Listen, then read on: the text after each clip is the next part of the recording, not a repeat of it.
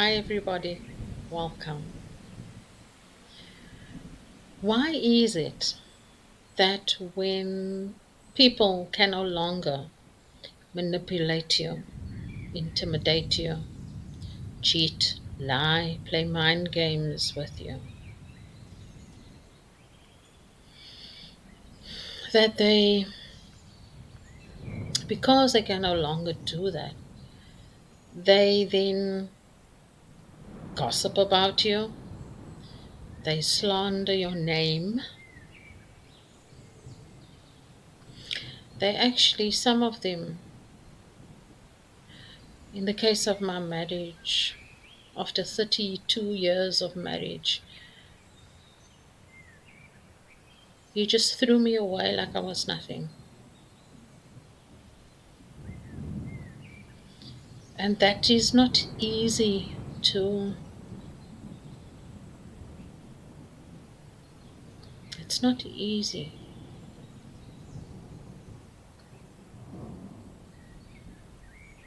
because, it's like they destroy you, they break your spirit.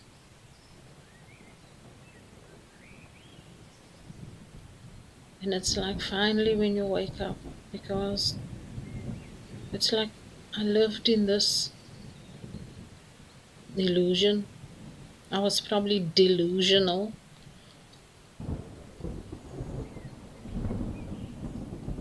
I had no idea.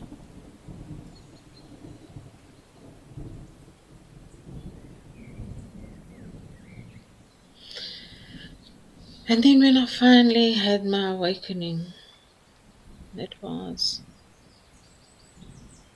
shocking.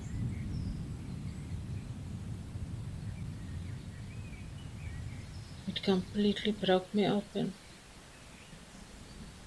I could not believe it.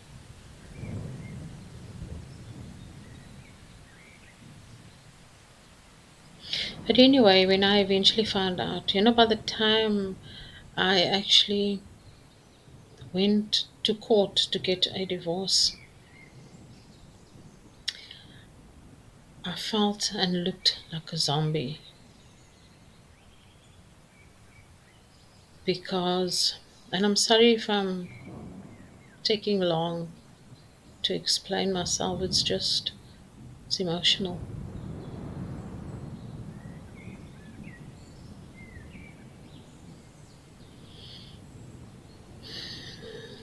Yeah, so I felt like a zombie, I looked like a zombie.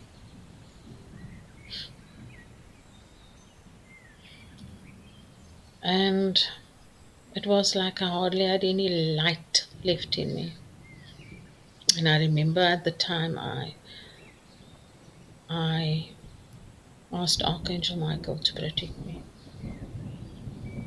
because it felt like I was dying.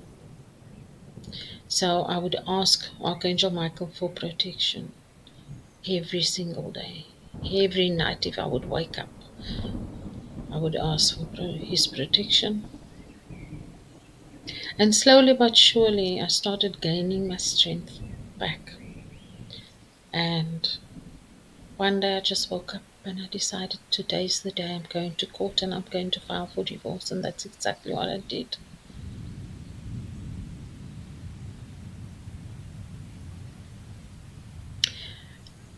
And I think that was probably the. I've never ever been so fearful in my life. Because to live with somebody, a narcissist, or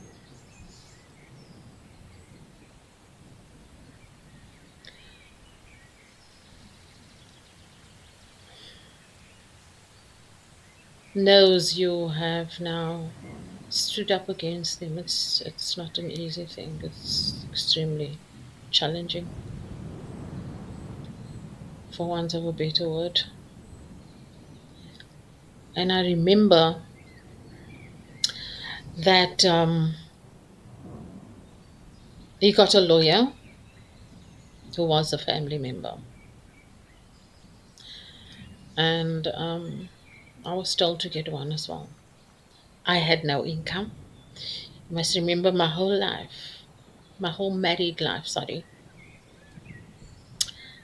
I had looked after my home. Yes, I had a business. Um,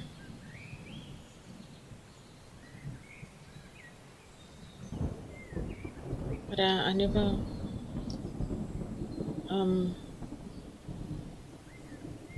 worked.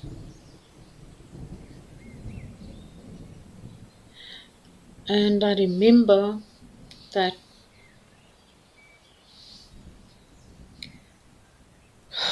gosh,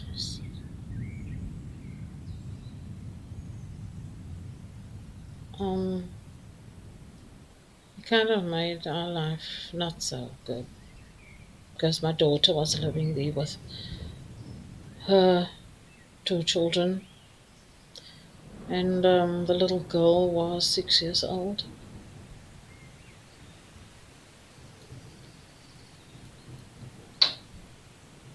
at the time.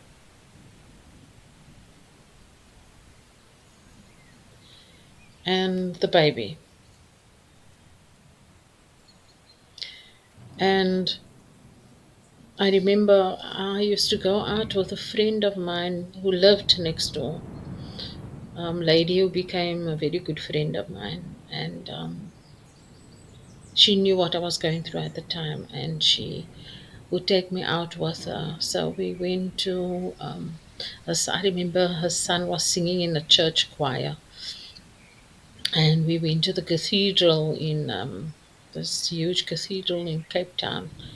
And it was the most amazing experience for me. I really needed that.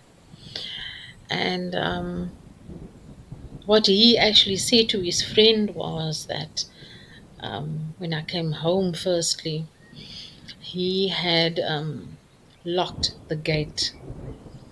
So we had like a lock that was on the gate.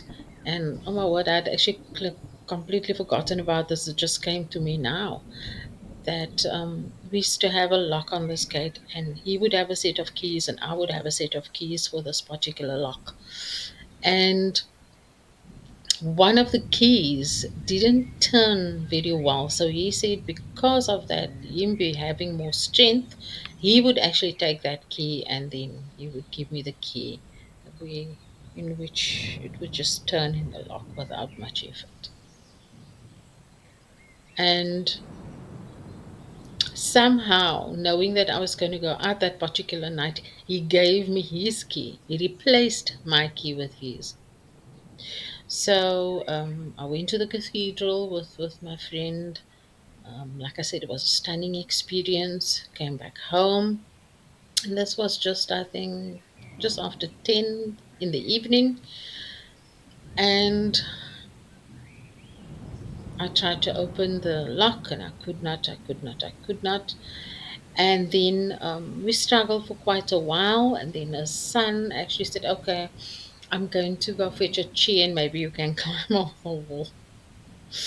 And as he came out of the house with a chair, I managed to get the lock unopened, open. And I went inside, and he was sitting by the window. So he had been watching me all the time struggle with the ski, and he had the smirk on his face.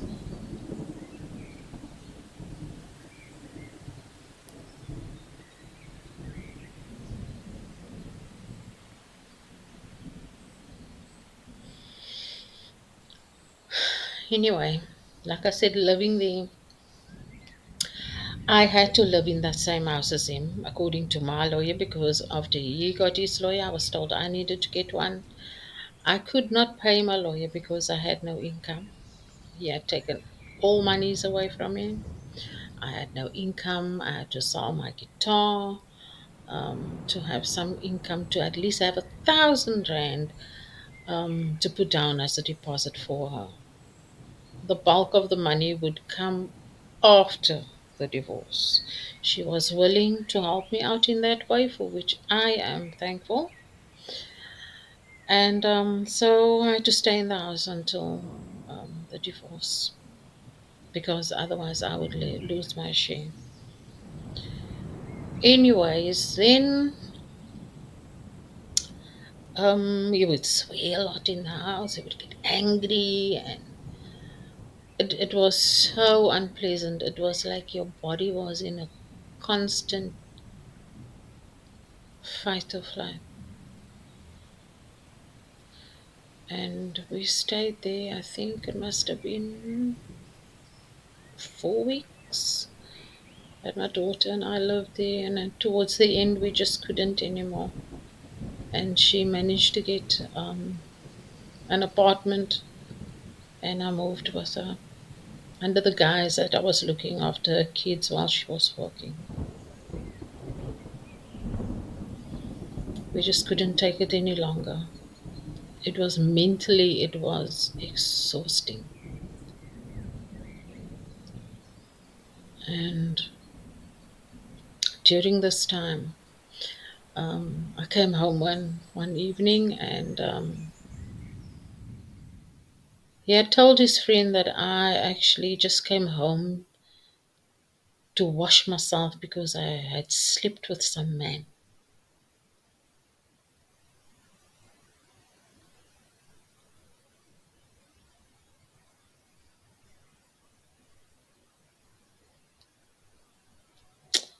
Which wasn't true.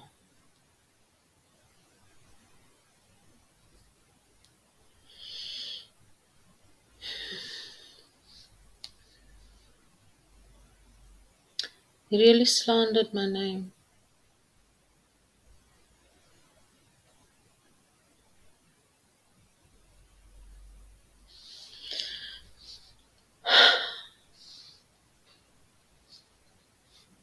Yeah, anyway, um,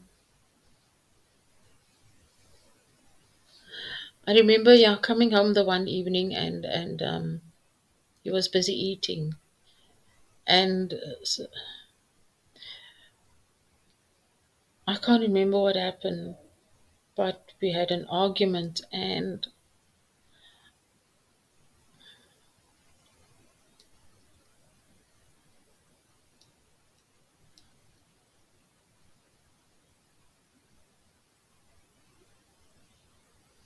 But anyway, he had me arrested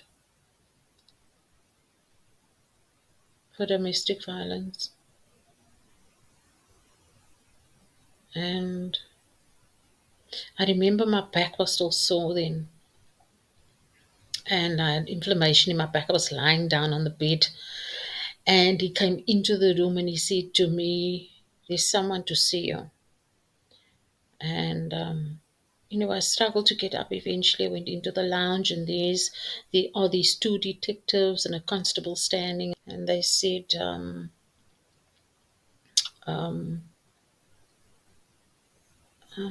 "We're coming to arrest you for domestic violence. Your husband laid a charge of domestic violence." And I went with him. I remember crying in the police at the police station. I remember crying, bawling my eyes out, and they were very nice though. And I practically lived there afterward because um, I remember my daughter came to fetch me, and I couldn't sleep at the house that night. I had to sleep at my mom's place. And I remember my mother crying.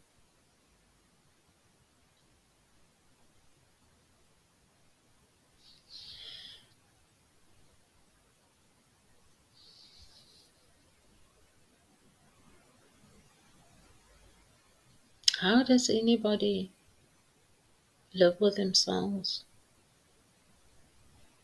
knowing they cause so much trauma, in people's lives? How do they live with themselves? But anyway, after my arrest, I whenever he would leave the house, it would bring up so much fear. I would get into my car and I would race down to the police station just to see if his car was there. Was he laying another charge against me? Were they going to come arrest me?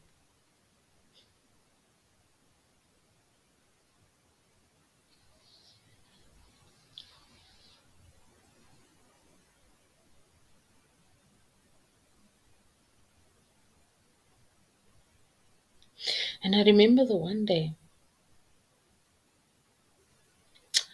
I raced down to the police station again, and there was his car standing.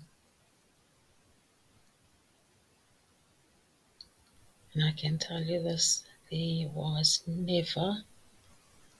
had never, ever in my life felt so much fear as I did that day.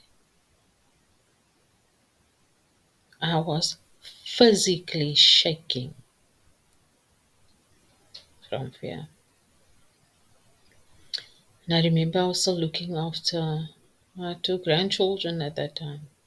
And I raced back home and I just grabbed some of the clothing. I made a bottle for the baby. Um, and all these thoughts are going through my mind. Where do I go now?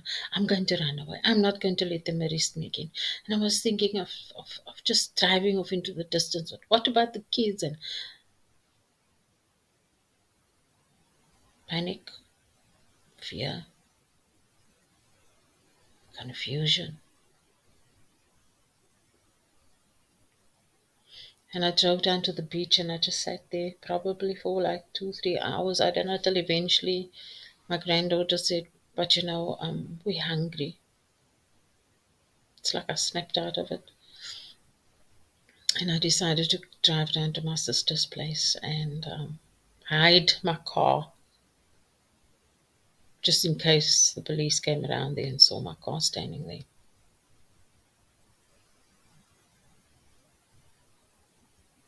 I sat there for the whole afternoon and they all spoke to me. I didn't even hear them.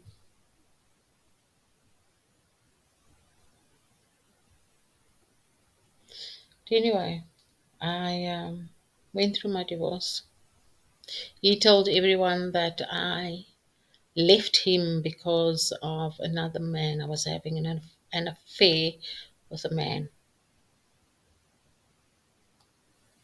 which wasn't true.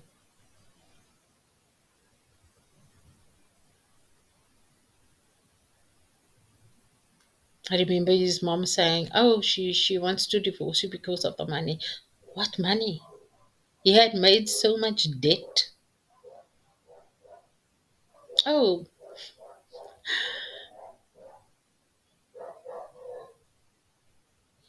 in 2005, I actually found out that he had gone to brothels. That broke my world apart, broke me open. And when he finally admitted to it, um, he he cried. He said, what will become of me? Where am I going to go now? You should leave me. What's going to become of me? And you know what I did? What I did was I nearly cried with him because shame this man really felt sorry. So I thought at the time. And you know what I said to him? Don't worry, it's okay. Nobody needs to know about this.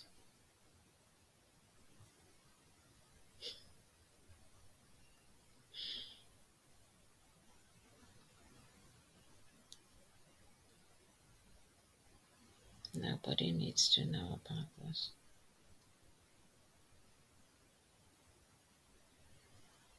and I kept it to myself for years.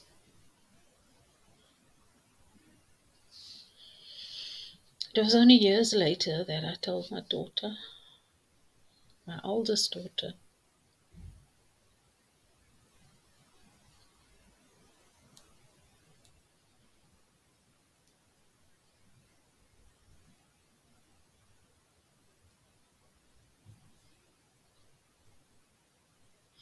But in any event, with a narcissist, it's like you can't do that to them, right? So you you must be punished for doing something, for embarrassing them, some stupid thing like that. And he actually said to my daughter, when he had me arrested, he said to my daughter, "Are you now?" When we got divorced, he said to her, "Are you going to look after your mother when she's out on the street?" So that was the aim. That was the aim. I lost a lot of friends.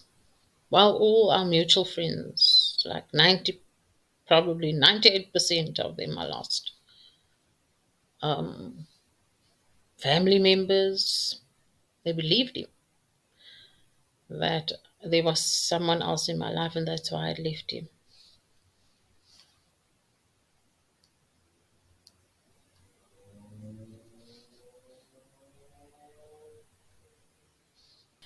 Anyway, that's just part of my story.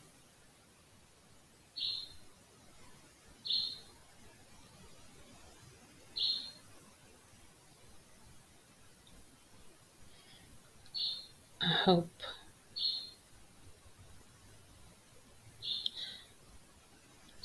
for anyone out there who is going through a toxic relationship or a narcissistic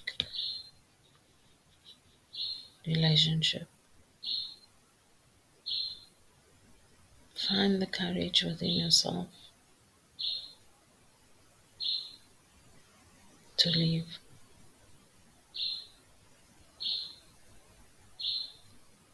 Love yourself enough to leave.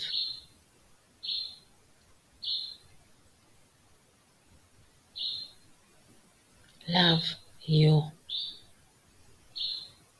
Take care of you. Be gentle and kind with you.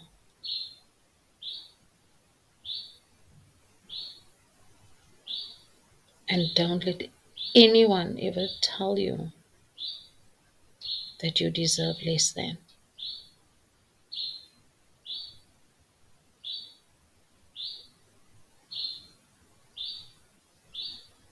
You are special and unique,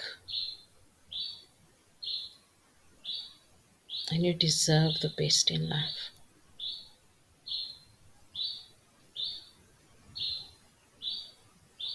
So do whatever you can, even if it takes you a while.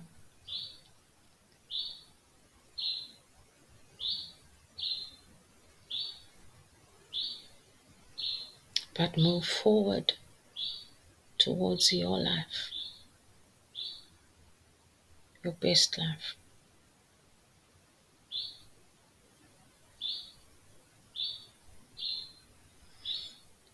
I hope that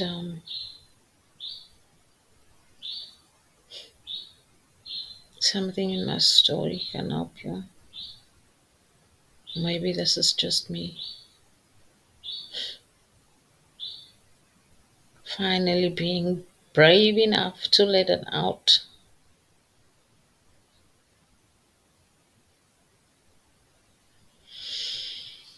But anyway, I send you all peace, love, and light. Namaste.